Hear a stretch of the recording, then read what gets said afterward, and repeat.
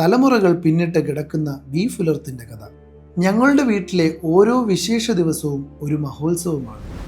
മുത്തശ്ശി പറഞ്ഞു തന്ന അടുക്കളയിലെ രഹസ്യങ്ങൾ ഇന്നും കൂടെയുണ്ട്.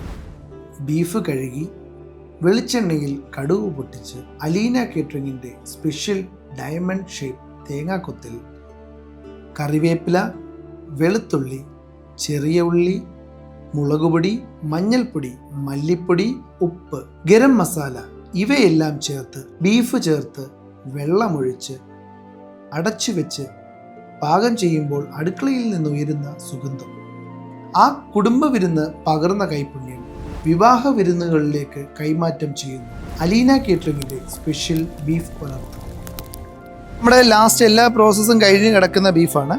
ഇതിനെയും നമ്മൾ സർവീസിന് തൊട്ട് മുമ്പ് ഫ്രഷായിട്ട് പൊടിച്ച കുരുമുളകും വെളിച്ചെണ്ണയ്ക്കകത്ത് നമ്മൾ കടുക്, ചുവന്നുള്ളി, അതുപോലെ തന്നെ കറി ലീഫ് എല്ലാം കൂടി ഇട്ട് ഒന്നുകൂടെ ഒന്ന് റീഹീറ്റ് ചെയ്തിട്ടാണ് നമ്മൾ സെർവ് ചെയ്യുന്നത്. അപ്പോൾ നമുക്ക് ആ ഒരു ഫ്രഷ് ഫീല് നമുക്ക് പ്രോഗ്രാമിൻ്റെ സമയത്ത് കിട്ടുന്നത്.